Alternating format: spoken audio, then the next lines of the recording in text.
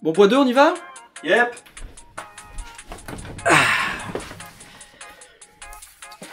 Bonjour. Bon, on y va?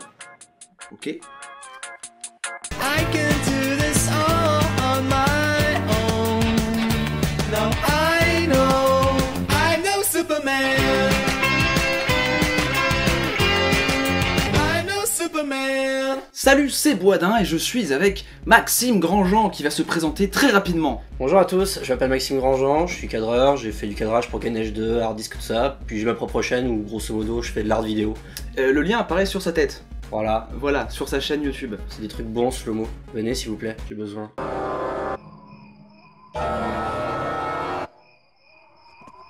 Il est vraiment flippant.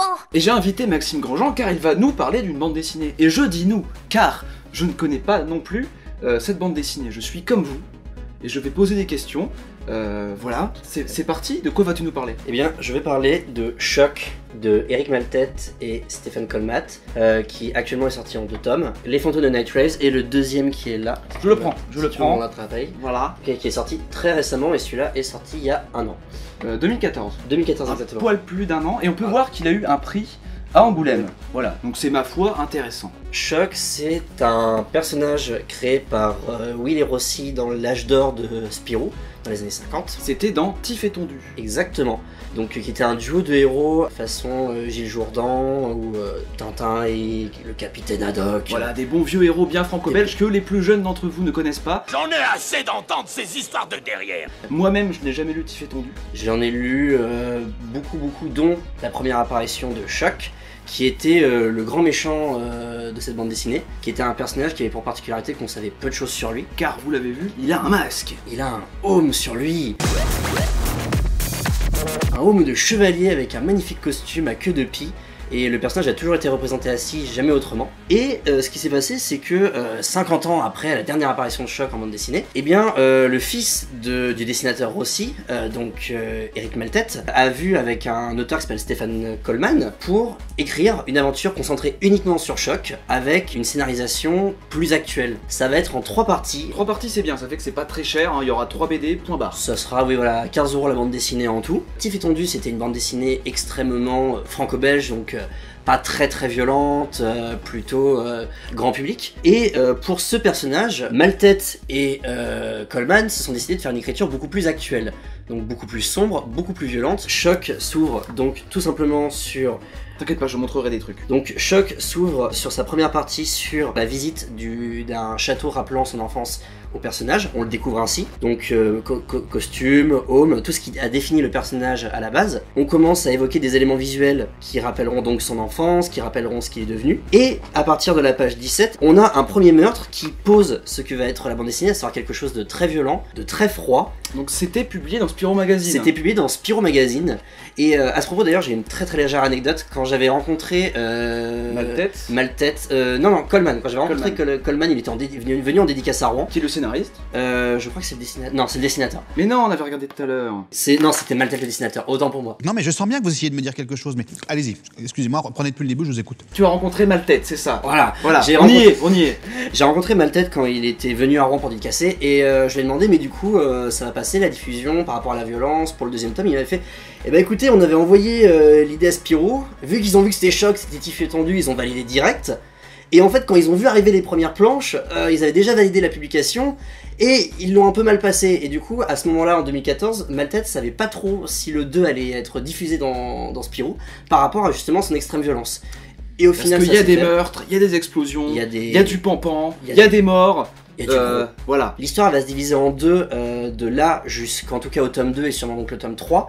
C'est qu'on a l'enfance de Choc d'un côté, on part de 1917, de sa création par ses parents après que son père soit retourné de la Première Guerre mondiale, et en parallèle on a une enquête policière sur ce qu'est Choc au moment où il est devenu ce qu'il est. Actuel, enfin, donc grand mania du crime. D'après ce que tu m'as dit, donc l'enfance de Choc et l'enquête dans le présent, de la bande dessinée, se rejoignent petit à petit. Exactement. Et ça c'est bien.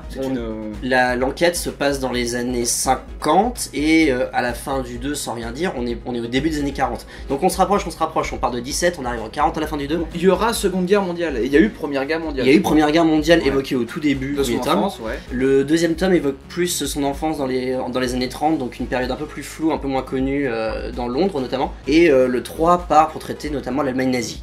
Donc ce qui s'annonce plutôt intéressant en soi. Les nazis, c'est cool. Ich war nie auf einer Akademie. Und doch habe ich allein auf mich gestellt. Ganz Europa erobert. C'est extrêmement froid, réaliste, sans pour autant tomber dans un plat réaliste. Ça garde un aspect très BD belge. De toute façon, vous l'avez vu, le dessin, vous l'avez vu déjà. C'est passé On devant tombe pas dans un. On est dans du quand même assez dans du franco-belge. dans du franco-belge, mais avec une certaine. Voilà, semi-réaliste et plutôt bien fait. Avec une bien... certaine forme de violence. Le découpage est assez fort. On a des passages qui sont extrêmement clairs. Les périodes de l'enfance de Choc sont vraiment très très bien découpées. Chaque bande dessinée a un très grand moment fort, extrêmement violent, qui dure sur une quinzaine de pages. C'est une marque qui est autant sur la première que la deuxième. Et Alors, on peut pas vous spoiler, mais moi il m'a voilà. expliqué. C'est hardcore. c'est très hardcore, hardcore. franchement. Et voilà, et la particularité de tout ça, finalement, donc quel est l'intérêt de cette bande dessinée, n'est-ce pas? C'est ça, c'est pour ça qu'on est là. Voilà, et bah c'est que c'est intéressant de voir comment on reprend un personnage qui existe déjà dans une mythologie et comment on la réadapte à ses propres codes et à ses propres goûts.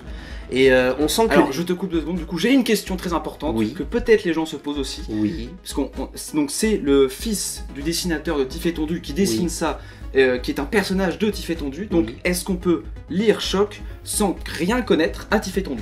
complètement, tout simplement parce qu'il y avait tellement peu d'informations sur le personnage de Choc Car il est mystérieux. dans Tiff et Tondu, qu'en fait le personnage il arrive comme il l'est dans la BD Tiff et Tondu, c'est-à-dire sans aucune information, sans rien.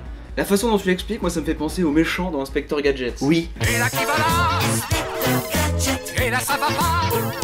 on ne voit jamais son visage, on ne le voit que enfant, adolescent pour l'instant.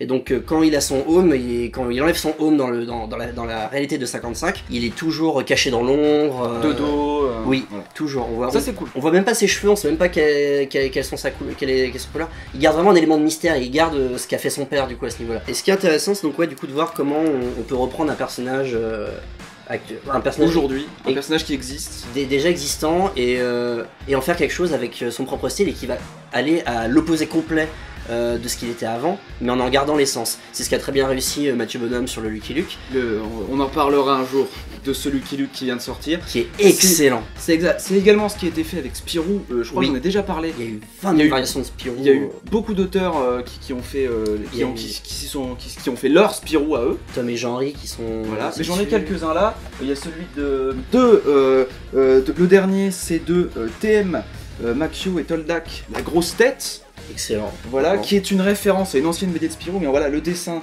à chaque fois est différent, les scénaristes sont différents. Il y a Trondheim aussi qui en a fait un, Panique Atlantique, enfin donc scénarisé, dessiné par Fabrice Parme, je ne sais même pas c'est qui, mais Trondheim on connaît, et le fameux Spirou de Émile Bravo. Celui-là, si vraiment il y en a un goût de vacheté dans les derniers Spirou qu'ils ont fait, c'est celui-là. Et en plus, il y a des nazis. Et c'est trop cool. Mais on divague, en gros c'est la mode en ce moment de reprendre refaire ça. un peu la mythologie des grands héros franco-belges et c'est cool, parce Et que c'est- ça fait que les personnages évoluent et c'est bien. Et c'est un truc intéressant parce que c'est un truc qui est propre aux comics à la base, quelque chose qu'on connaît parce qu'on a vu les évolutions. Toi t'as traité de Red Son récemment, Ouais. donc t'as déjà traité de comment on peut reprendre un personnage déjà existant et modifier son histoire. ou- Comme tu dis, c'est un truc de comics où les héros n'appartiennent pas à leur dessinateur, Oui, alors qu'en France c'est l'inverse. ouais, c'est un peu plus compliqué. Et donc c'est bien que ça évolue dans ce sens-là. Vous avez quelque chose qui est complètement différent de l'œuvre de base, qui en garde l'essence, mais qui est un traitement différent. Donc c'est intéressant d'avoir un comparatif et d'avoir une vision du coup plus large au niveau de l'univers de base. Finalement du coup Choc a conseillé à qui? C'est vraiment une BD mature qui parlera autant à ceux qui veulent vraiment quelque chose de sombre, de propre, extrêmement bien dessiné, extrêmement bien écrit, tout comme à ceux qui connaissent déjà la BD de Tiff et Tondu de base et qui voudraient voir du coup un autre regard sur un personnage qu'ils connaissent déjà, mais qui respecte en même temps l'héritage de base. D'accord, donc c'est pas à conseiller à ceux qui aiment bien la rigolade, etc. Non, c'est Voilà. très très sombre. Pas pour les trop jeunes. Si vous aimez les enquêtes, les polars, voilà, je pense que c'est plutôt bien dit. Vous avez déjà 2 tomes et le 3e dans 1 an, 2 ans à peu près. Et ce sera terminé. Eh ben merci Maxime, moi en tout cas j'ai tout compris. Et bah écoute, J'ai merci. tout compris et j'ai envie de la lire, même si on a triché, il m'en avait parlé un peu avant, bien entendu. Hein. C'est la magie de. On a En pas dehors pu du plateau. Voilà, on n'a pas pu se retenir. Et du coup j'ai très envie de les lire et c'est ce que je vais faire. Et j'espère que vous aussi, Maxime, j'espère que tu as bien fait ton taf. On verra ça dans les commentaires, hein, lol. Bah écoute, merci à toi de m'avoir invité, c'était fortement agréable. Mais de rien, et je le referai, je pense. J'inviterai d'autres gens qui nous parlent de. Dites-le si vous avez aimé ce concept d'inviter quelqu'un et qui me parle, qui nous parle finalement. Voilà, on est ensemble un petit peu d'une BD qu'on ne connaît pas. Eh bien, je te laisse dire le mot de la fin, maintenant tu le connais. Manger. Manger des frites. Je le savais.